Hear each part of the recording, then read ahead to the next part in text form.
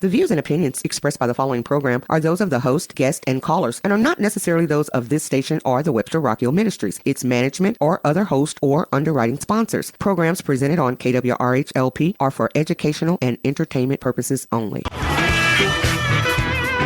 Welcome back to In Tune. This is Arnold Stricker. Ellie Wharton is on assignment, and she will be back next week. So we're going to go from floods and take the L out, and we're going to go to food. And a food not like you probably are aware. We're not going to talk about restaurants.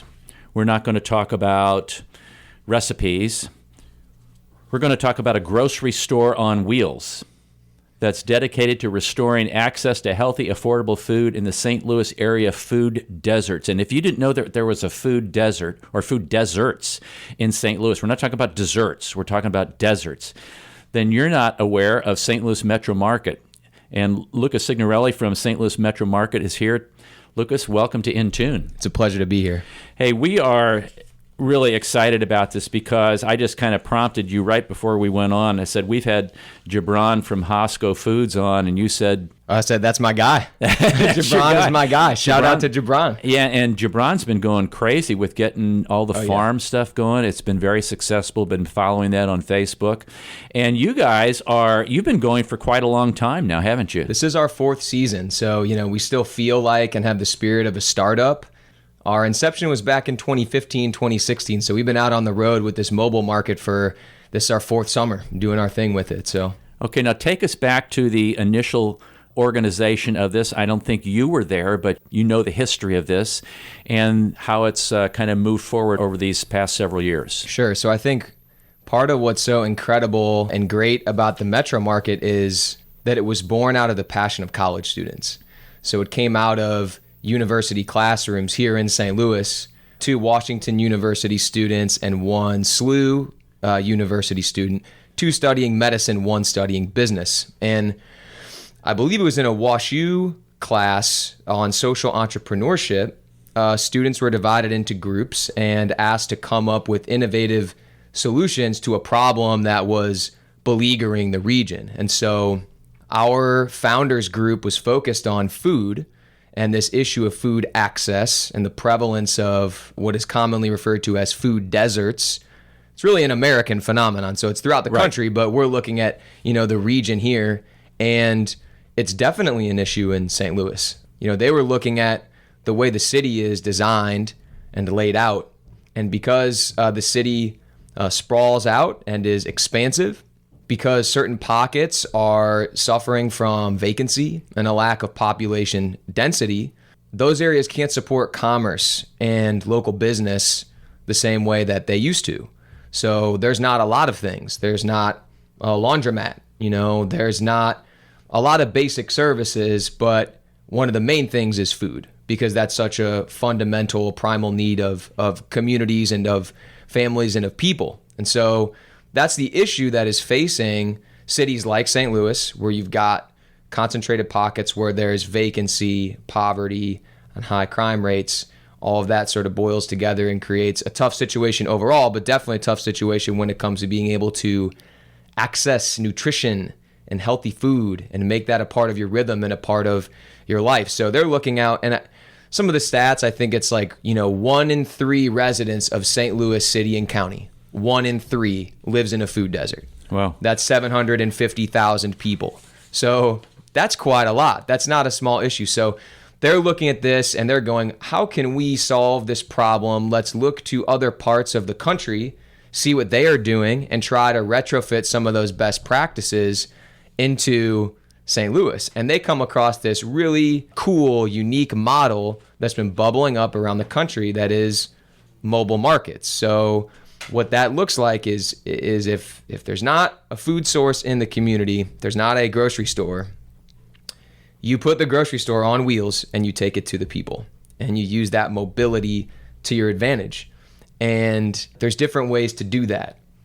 You could make it as simple as having a pickup truck with a couple cases of produce and just roll around the city and, pop the gate down and start selling watermelons, right? Which happens at farmers markets. Absolutely. You see that around, and that's a mobile market. You see some people that use old UPS trucks, kind of retrofit them, trucks hauling trailers. But what happened for us, or the models that they were researching in other cities, the transit authority would give an old bus to a nonprofit organization, and then they would turn it into a grocery store on wheels. And the focus was always not just on food, but health food, right? Because you could put Doritos and soda and cookies on a vehicle and take it out into a neighborhood and sell food and make money. Are you having an impact really on food access? No. Like, cheap calories are easy to come by in America. That's not what is missing. Right. What's missing is that healthy food, the freshness. Yeah, because we don't have to go down to QT or the Magic Market or whatever it is that sells gas and is the fast food. It's not a fast food joint, but it's a place where I'm going to call it the junk food place. Yeah. And if that's the only place in the neighborhood to go to, because all of your large box grocery stores have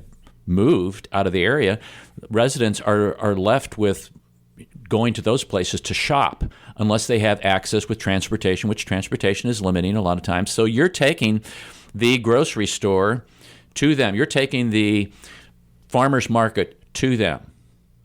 That's the idea. And it's exciting and it's fun. How's that received? Oh, beautifully. I mean, ever since we started, I'm not exaggerating at all, but ever since we started back in 2016, we had just one location at that time. We're on the north side of St. Louis City, a little spot called the Wedge. It's where Compton, let me get this right, Compton, Page, and Martin Luther King converge together. And there's a bunch of public housing right there. So there's some density and some visibility.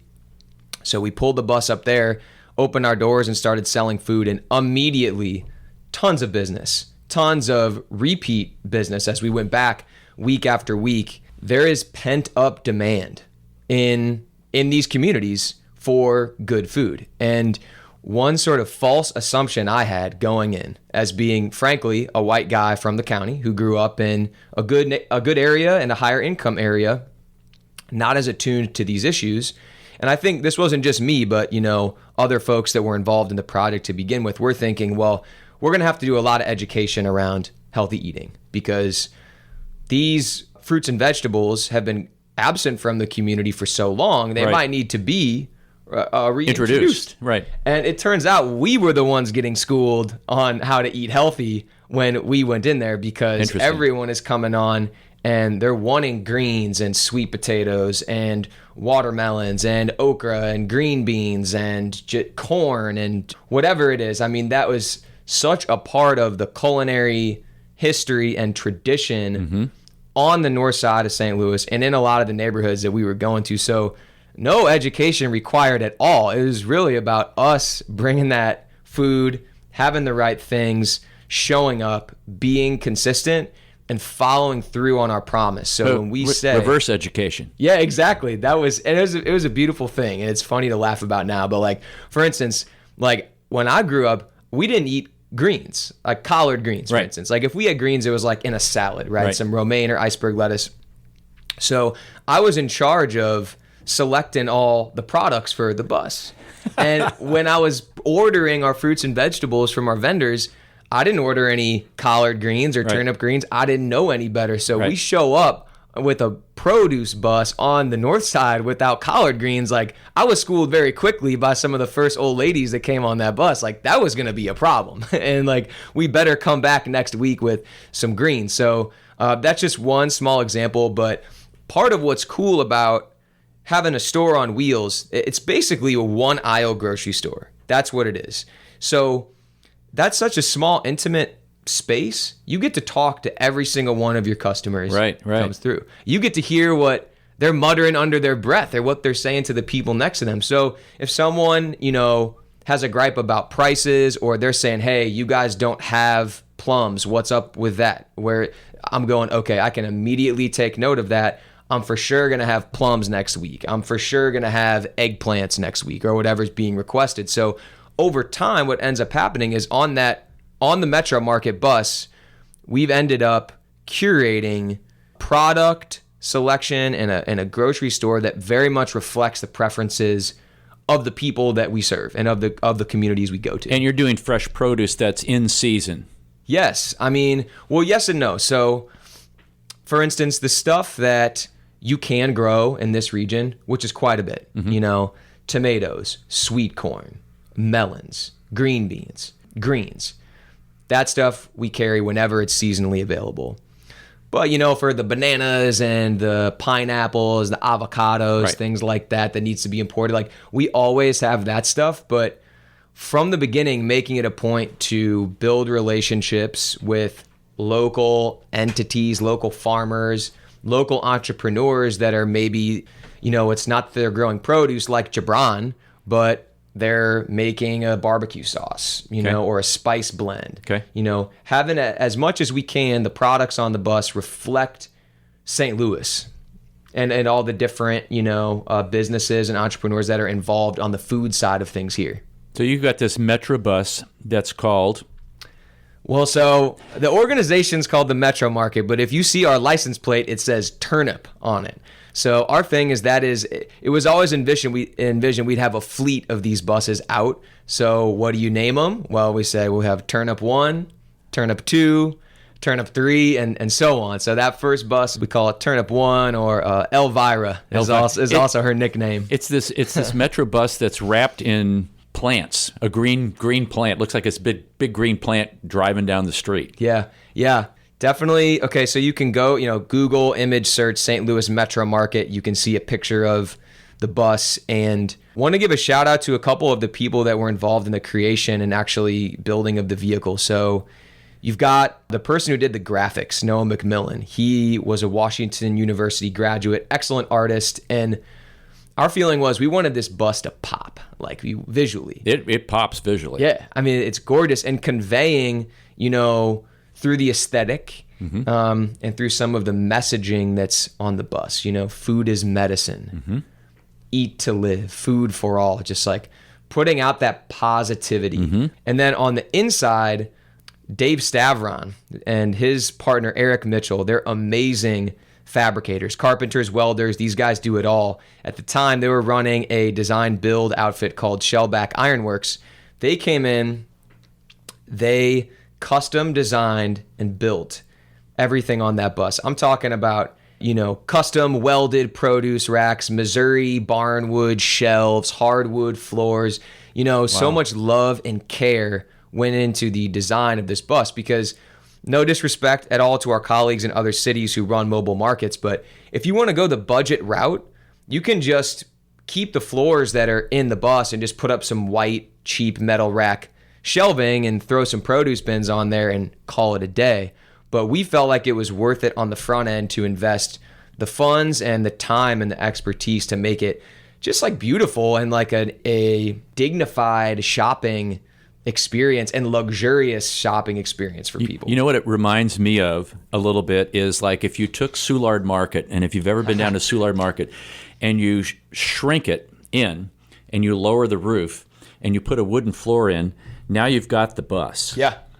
That's the idea. What it reminds me of. Yeah, absolutely. And that's what it's funny you say that, because a lot of our customers will say, you guys are like Soulard on wheels, That's right. You're like Soulard that comes to us. And if you think about it, if you're living in North City or North County, Soulard's hard to get to. Absolutely. You know what I'm saying? It's geographically inconvenient. There is Ferguson Farmers Market in North County, but there's no, and also there is, the North, I think it's the Old North Farmers Market in North City, but Soulard and Tower Grove are probably the biggest farmers markets in the city, and those are both south. Right. So I think what our customers are telling us is, and not just in relation to Soulard, but to other grocery stores, they're saying, hey, you're saving us a trip. And that's what it's about. That's what's great about the mobile market. It's the convenience of when the service comes to you, when the food comes to you. So do you have schedules of where you're going to go, and people can go, okay, well, they're going to be here next week, or you're there every week at certain places? How does that work? Yeah, great question. So over time, we refined this. And first thing, what we learned is you have to be consistent. The mission is to improve the availability and access to good food. And the easiest way to do that is to be consistent. So what that means for us is, with that bus, the neighborhoods we go to, we're in that neighborhood in the same spot at the same time every single week for the duration of our season, which runs from May through Thanksgiving. So we can go in on June 1st and say, hey, we're going to be at the Ferguson Community Empowerment Center every Friday evening from 4:30 to 6:30 until Thanksgiving. So that allows people to click it in that are living close by or working close by. Okay, I can build this into my routine and my rhythm, and I'm going to come here and I'm going to know that the bus is going to be here every Friday. And you made this point earlier about if the gas station is the closest thing, people are going to go there. Right. And that's just, we're creatures of habit. Like you shop where you shop, you eat where you eat, and you just build it into your routine and your rhythm. Well, now if we can insert ourselves into people's rhythms and provide an alternative or something that's even closer, now that's actually real impact. Especially if it's healthy. Yes, absolutely. And it tastes good. Absolutely. And it has lower calories and is much better for you. Yeah, more nutrients. Yeah, you don't get a lot of nutrients out of Twinkies. Yeah. Or fried Twinkies. Yeah, every once in a while it's fine, but you know. Yeah, not on a daily basis. Yeah, you got to balance that out. So I wanted to read this. You mentioned this. It says, according to the Missouri Coalition for the Environment, over 700,000 people across the Metro St. Louis region are low income and do not have access to fresh food within a half mile of home. And one of your busiest stops is the Lewis and Clark Library branch, which you visit, and more than 3,500 people were fed by 8,500 pounds of fresh food sold at the branch in 2018. What a great place to go to the library. You know, you also can encourage people to go in and maybe check out books to read or things like that. I mean, there's always people at that library. It's amazing. I mean, it's a bit, if you don't know this facility, it's right off Highway 367, right at the intersection of Chambers. It's a pretty new building. And it's just gorgeous. There's always people there. There's a lot of kids there, you know. We're there in the afternoon from, don't let me get this wrong, it's 2:30 to 4:30 on Thursdays. And, you know, the kiddos are getting off from school and going to the library. Or it's summertime and they're bored, so they're going up to the library. And, you know, people are in there applying for jobs. You know, maybe you're retired and you're just chilling, reading the paper. Parents coming to pick kids up. So there's constantly traffic there. And again, it's that idea of convenience and saving a trip. So I was going to the library anyway. Now I can pick up fresh food. I was going to the health clinic anyway. Now I can pick up fresh food. I was going to pick up my kid from school. Now I can pick up fresh food. And those are all examples of places that we bring that bus. Yeah, because you're a 501c3 non-for-profit mobile farmers market whose goal is to restore access to healthy, affordable food to St. Louis City food deserts. And you bridge the physical, financial, and educational barriers in food deserts by supplying healthy foods in low-income, high-need communities. I guess a question I have is, so when people, do they line up to get on there? You're not going to let everybody on at the same time because it's a limited space. Sure. So do people have a certain amount of time that they can shop? Or, and I know you want to develop relationships with people, so you know you may be talking to people longer than you want to because you got this line outside. So how does that play out? It's a beautiful chaos. Organized chaos. It is organized chaos. It can be crazy, and it used to not be a problem because, like I said, we always got supported. But to put it in terms of numbers, like when we first started, you'd get about 20 people an hour coming through. Now at our busiest stops, it's 40 to 50 people an hour. Oh my gosh. So the business has more than doubled. So say at the Lewis and Clark Library stop, we pull up, there's a crowd of people waiting on us. So, you know, I think it just kind of, it takes care of itself. It ends up being 10 or 15 people, you know, inside the bus. Maybe there's a slight line outside, but I'll tell you what, we have made, I don't know how many stops, hundreds. We've been out for thousands of hours. We've been all over this city, top to bottom, city and county, north and south. We just never had any problems. You know, people are so kind, they're appreciative, they're respectful of the space, they're respectful of our staff, and we send that love right back. And somehow it just takes care of itself, you know, and it ends up working out. But you mentioned something earlier I wanted to key in on, and that was about the part of our mission statement that relates to affordability. So healthy food is very important. but if it's too expensive, then you still can't access it. Right. if You you're haven't low. done anything. No, exactly. So that's a key part of our model and the reason why we're a nonprofit organization. So we heavily, heavily subsidize the cost of this food. So it is either going to be, I would say an equivalent would be like an Aldi's. It's either going to be at what Aldi's charges, and in many cases, far below what they charge. And we also have sponsors that, and this is a shout out to Missouri Care. They're an insurance company here in the state, and they're a sponsor of the Metro Market Bus. So sometimes they'll come in, they'll do a special event, and they'll say every shopper gets $10 off their produce for the day. Wow. And what a great surprise that is. Like, imagine if you're checking out at the grocery store and they'd say, hey, how about $10 off your order? Right. I mean, that's fantastic. And especially if you're trying to make dollars stretch, that is really, really heartfelt. So I think we're out to not only provide healthy food, but save people money on their produce. And that's why we get subsidies and funds from all of our great funders and great donors that support and invest in this work. I'm talking about the American Heart Association. I'm talking about Bayer Fund. I'm talking about Affinia Healthcare, People's Community Action Corporation. I hope I'm not missing anybody. But these are people that are providing us the resources to do this work and to make sure the food is affordable for people that are coming out to shop with us. And is EBT accepted by you guys? Yeah, great question. So EBT or food stamps, we do accept at the register. And then there's this other incentive program we stack on top of that. It's called Double Bucks.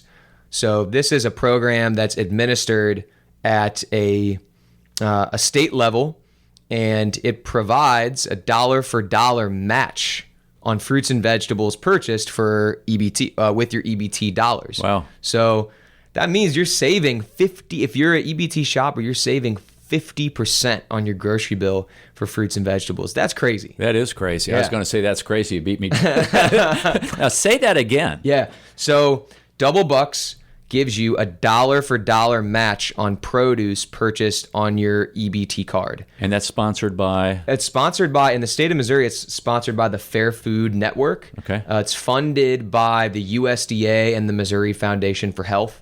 And certain grocery stores are allowed to do it. We're one of the few that's left that still accepts double up food bucks. So it is a huge hit with our customers for obvious Absolutely. reasons. Again, back to that point of saving people money. It's one of those things where if people don't know about the program and they come on and they realize that they're about to save $15 on their bill, people just start dancing. Absolutely. And like literally on the spot, like shrieking with joy. No wonder you're developing. developing great relationships with people. Exactly. Exactly. You're helping them save a whole bunch of money. Absolutely. And they'll say, well, when are you coming back next so I can do this again?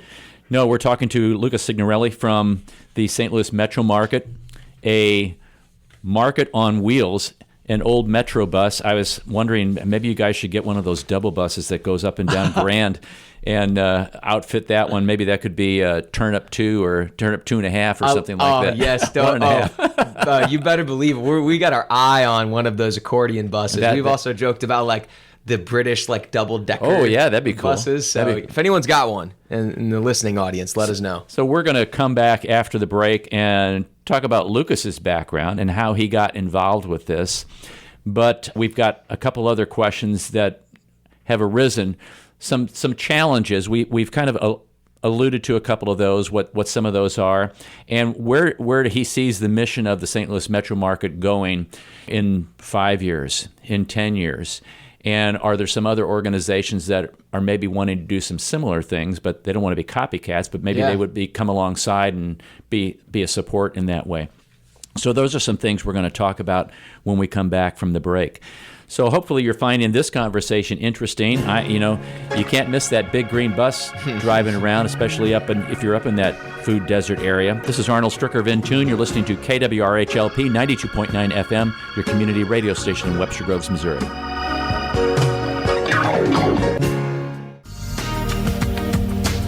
Welcome back to In Tune. This is Arnold Stricker. Ellie Wharton is on assignment. We've been talking to Lucas Signorelli from the St. Louis Metro Market.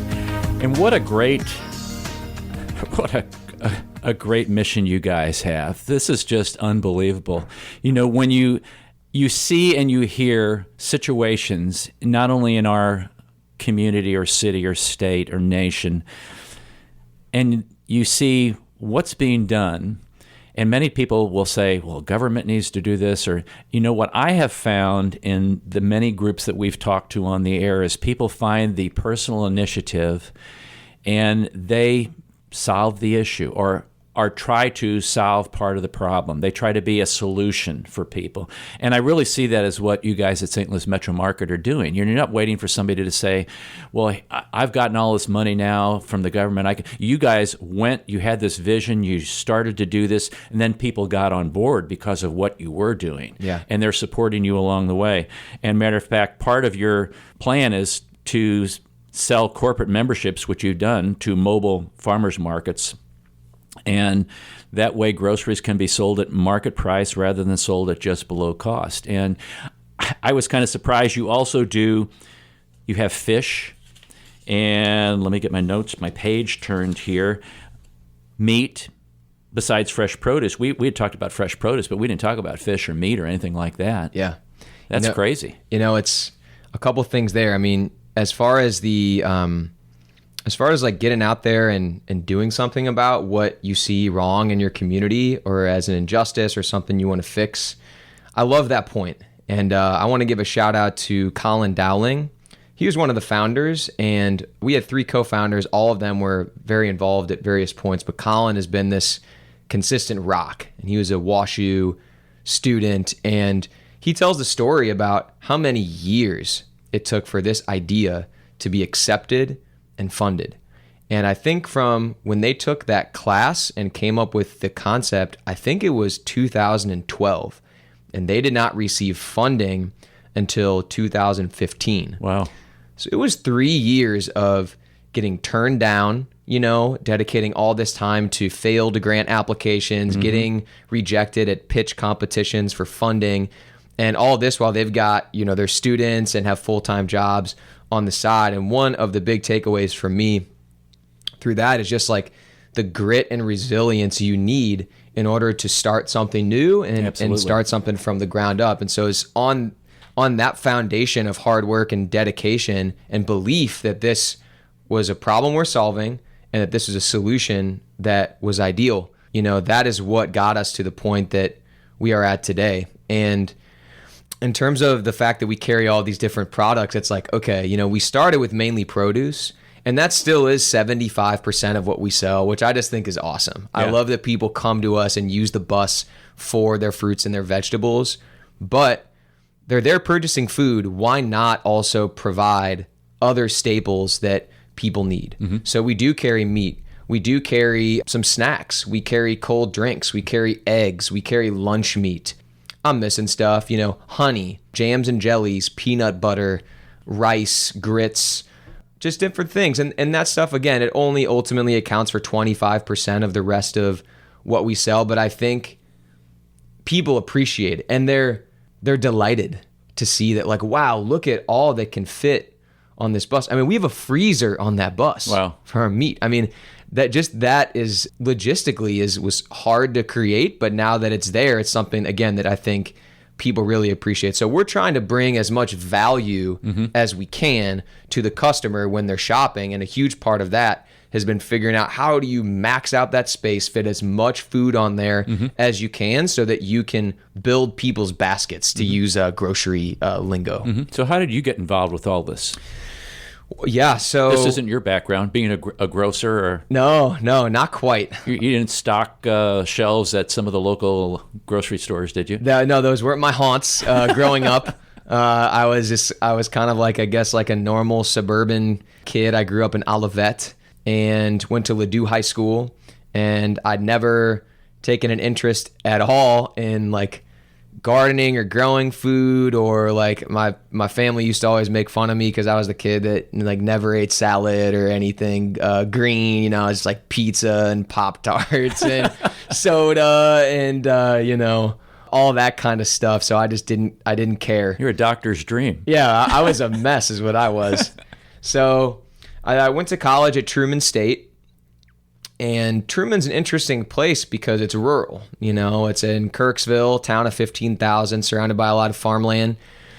a lot of my friends up there, they really got into kind of this like philosophy and this lifestyle that's behind growing your own food and what it means to source your food from people you know and trust. And I mean, I was drawn to that. Like, I was drawn to my friends that were doing that. I wanted to go. Some of them were living on farms. I wanted to go visit them. You know, some of them were starting gardens. I wanted to be there. I didn't quite know why, but it was coming from deep inside of me. I was drawn to it. And now, meantime, I'm studying economics, and that was fine, but I was never super into it. It was just kind of a means to an end of getting through school. Got out of school, got a job in the personal finance industry in St. Louis, and great company, great opportunity, but I knew going in that it wasn't for me. I just had a resistance to it. I wanted to do something different, and I think what it was I wanted to help people. I wanted to know that at the end of the day, the work I was doing was resulting in like positive impact for my community, and the job I had was great, but it wasn't satisfying that desire. And so I was looking for something different. And one of my good friends, now a brother-in-law, he was working at a farm in Kansas City. And it wasn't any old farm. It was actually located on site at a foster care facility, right? So what you've got is a 50-acre farm with about 50 foster kids living there. Wow. Ages 1 to 20. Wow. And this farm was being revived. It had been dormant for a while. So we were going to start growing vegetables there, having animals, engaging the kids in that work for jobs training, to give them nature therapy. And then we were going to start a farm stand to sell that food on the side of the road so we could generate revenue for the nonprofit. So my buddy is starting this program. He's getting his head around a 50-acre farm, and you know, he's by himself, and it's obviously a ton of work. So he's like, hey, I need a farm hand. There's something in the budget. Like, I know you've got this good, cushy corporate gig, but would you be willing to basically cut your pay in half and come out and join me in the field? I was like, oh man, like this is what I've been looking for. You know, this is exactly cool. What I want to do. Again, I'd never grown anything in my life, but it was just an instinctual knowing of like, I need to try something different. I need to follow this desire. And so I completely flipped the script. And, you know, 1 week I was working in a cube and wearing a suit. And the next week I was outside on a farm learning how to grow food. And so that is a journey that I'm still on, but I was working in that line of work doing organic vegetable growing for 3 years. And I just am so happy that was a part of my life in my 20s, because I feel like I learned about health and I learned about eating and cooking from the ground up, you know, and I think that's it was an amazing privilege to have that. And so that gave me, and also meanwhile, while I'm living on this farm, you know, I'm reading books about, again, this philosophy of growing food and how, you know, when you have rich soil, that provides rich nutrients in the food that you eat. And when you don't spray chemicals on your food, that makes it less toxic and more clean. And just getting into all that and realizing, wow, like when I eat fresh food from the garden, I feel better. Your head's clear. Yeah. And that is real. It is. And once you experience it, you can't go back. That's right. So I haven't gone back. And I've made it a key part of my life to grow my own food and to eat what I call close to the source, you know, so just as close to the earth as I can, as close to the people that grow my food as I can. And that's just something I implemented personally. So I've got this going on with food and growing food on the one hand, but also it's long summers, back-breaking work, not great pay. I'm going, man, I don't know if I'm meant to be a farmer per se, you know. The rest of your life. The rest of my life. Like I love the people that do that, but that just wasn't my calling. Right. So I started to realize that. Now, in the meantime, I'm a St. Louis guy. I'm born and raised here. I love this city. And my mom's family was actually raised in North St. Louis City. So when I grew up, when I was a kid, I'd hop in the car with my mom and she'd drive me to her old parish on the north side and show me the streets that she grew up on. It was like such this weird, kind of sad thing. Also joyful, but kind of like, wow, you know, you're driving these streets and these are the streets that she grew up on and had all these positive memories on, and now they're just abandoned. So as a kid, who lives in the county, you're wondering like, whoa, what's going on here?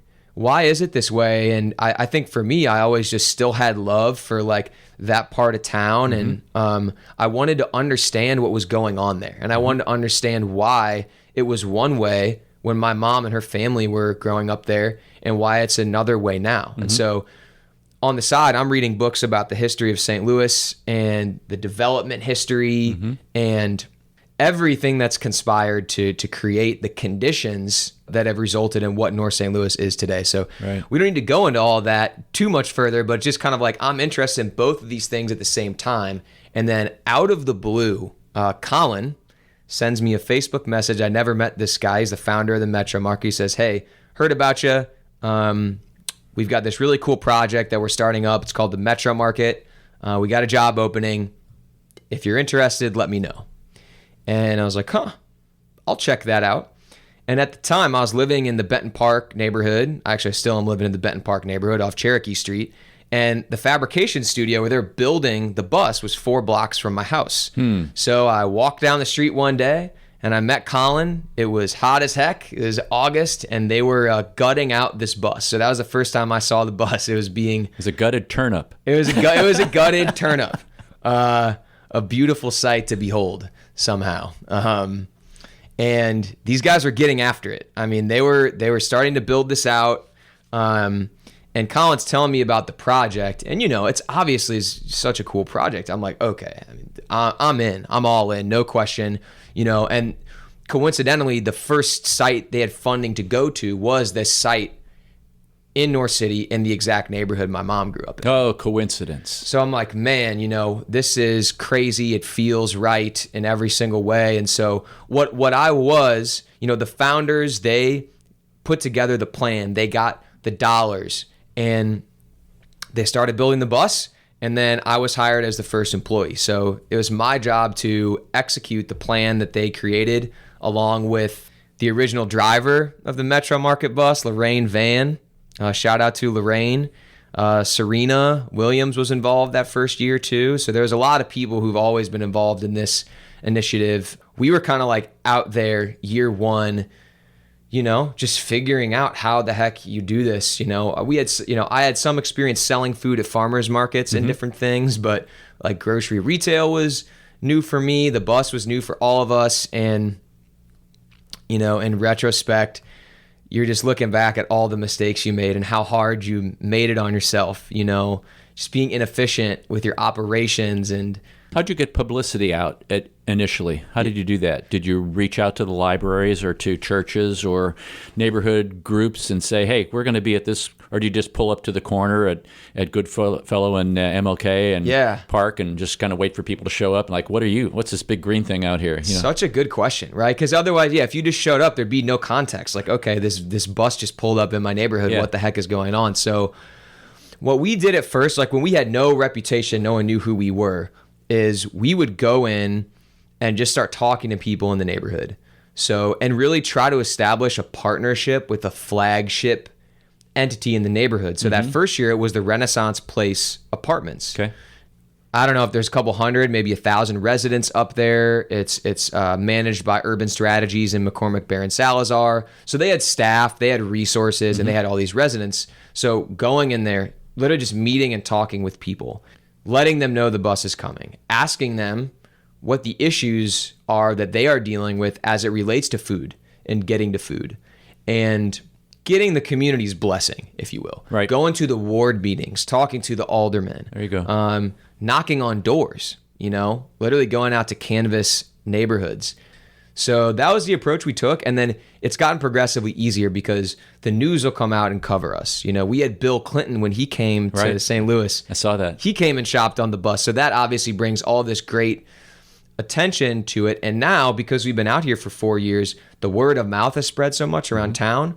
People know about the bus. And then as far as marketing and promoting where the Metro Market bus is going to be, it's easier when you park at a library or when you park at a health clinic because they've got built-in foot traffic and clientele, and they've got an email list they can blast out to and a Facebook page and stuff. So that's made it easier. But in the beginning, it was super grassroots. That's interesting. Yeah. That's interesting. So where do you expect to be? What are some goals? Where's the St. Louis metro market headed? I'm not saying Turnip One, but where's the organization headed? Yeah. Well, our business this year is up 100% from last year. Congratulations. Thank you. It's been amazing. And so our capacity is, how we feel is we are at capacity with our current setup, with our one bus. We're out as much as we can be, which is 4 days out of the week. Logistically, that's what we can do. 2 stops per day, so we're making 8 stops each week, and we're getting slammed at all of our stops, and our crew is maxed out in terms of the number of hours per week we're working. So we're going, okay, this is working, it's succeeding, we're at capacity, and like I said earlier, demand for fresh food on the north side is through the roof. So we feel compelled to expand. That is what we feel like all of the feedback is telling us, what our customers are telling us, what the numbers are telling us, what our mission is telling us. Okay, so then you get into the exciting and interesting question of how do you do that? Right. So you could go to Turnip 2, which would be a second bus. But we've been testing this model for 4 years now, and there are great strengths to the bus, but there are also weaknesses. Our bus has 650,000 miles on it. It was in the shop yesterday, unfortunately, because we had a breakdown. Now she's back out on the road today, but it's an old vehicle. It's big. It's expensive to run and to staff. So, okay, what else could we do? We could go smaller, right? Maybe you get a smaller vehicle, more of like a cargo van that's more agile, that can get into some of the cracks and crevices and places that the bus can't. Maybe we start some corner stores, some brick and mortar locations. Maybe we start some produce stands. Think about like a Soulard market or a Kirkwood farmers market. Why couldn't we do something like that somewhere on the north side? So we're looking at the spectrum of options, and I think it's going to be, our team and our board is going to come together this fall, and we're going to sit down and we're going to map out like what are our various options, what are our strategies for growth, and just try to be very deliberate about that and come up with a proposal and go and take it to some of our amazing funders and see, hey, is anyone willing to take this to the next level? Because we've got something here. We've got a huge following of customers. We have a model that works. We have a team of amazing, hardworking people that love this work and know how to do it. So I think everything is in place for an expansion. I think we've basically been piloting a model for the past 3 years that has worked. And so now that we know that, it's time to scale it up. And that's going to be the next step for us. So you guys are closed from essentially Thanksgiving to May, right? Yes. So what do people do? Yeah, that's a hard question. Is that part of this change of model that you see going forward, that it provides during the winter months, it still provides some kind of produce and fish and meat and fruit and things like that? Absolutely. It's a weakness of our model right now is that we're closed half the year. Why are we closed half the year?